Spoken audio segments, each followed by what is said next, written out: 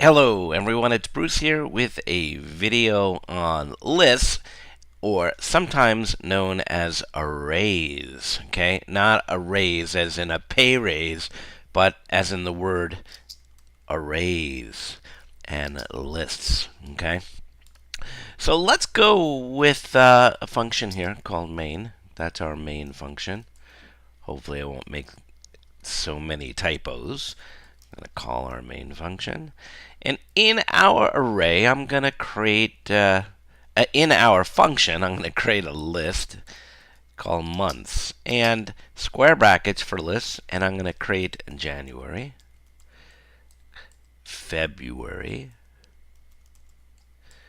March. Notice how I'm, putting a string separated by a comma in the list, and we'll go through that. Okay, March, April, May, June, July, August, September. A lot of months, eh? October, November, and December. Okay. So now we have a list or an array, okay, that contains 12 items, right? Each one of those items is, right, a month, okay? The first one in position 0 is January. In position 1 is February, March, April, May, etc., okay? And I don't know if I think I did show you this in another video, right? You can use a for loop and say for every month in months, okay, print out month, okay? So the first thing I'm going to show you is how to iterate through a list, okay?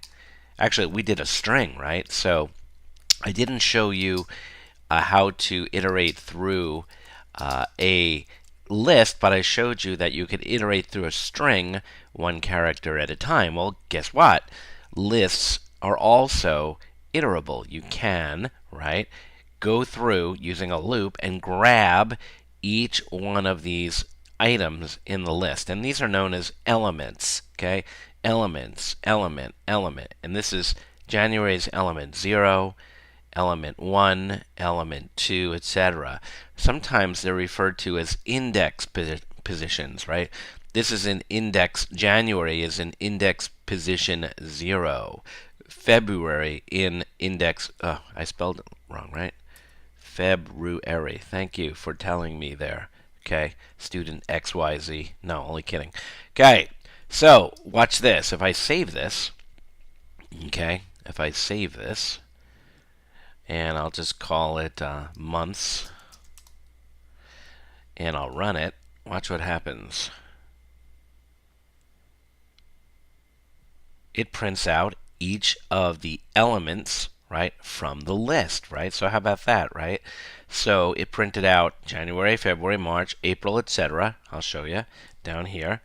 And it, yeah, that's exactly what we wanted to do, right?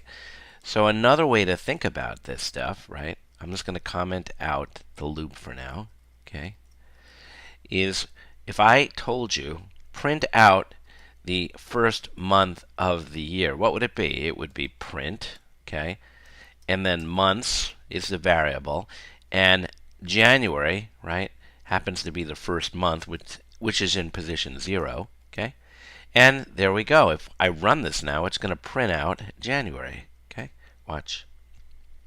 There it is, January, okay, and if I print out the print months sub 1, now we're going to get January and February, right? There we are, January and February. Okay, pretty neat, right? So what about some of the techniques we learn with string slicing? Do they apply to lists, right? Can you say months sub -1, okay? What's going to happen there? Let's see if that works. Ready? So we should get December, right? We do. How about that? Okay, so I'll leave this here for you right now. And again, you want to know, here are the takeaways, okay, that you can have a variable that contains one or more values. and that is known as a list or an array. This particular variable, months, contains, right, 12 elements. January at position 0, at index position 0, February at position 1, March at 2, all the way through to the end. I showed you that you can iterate through a list just like you can a string, and it will return you one element at a time. Okay? And again, I don't have to call this month, but it's a good variable name because it is returning from the list through each iteration of the loop a variable, and it's assigning it to month. Okay? It's assigning an element from the list to a variable. Okay? I hope this video helps. This is material from Chapter 5.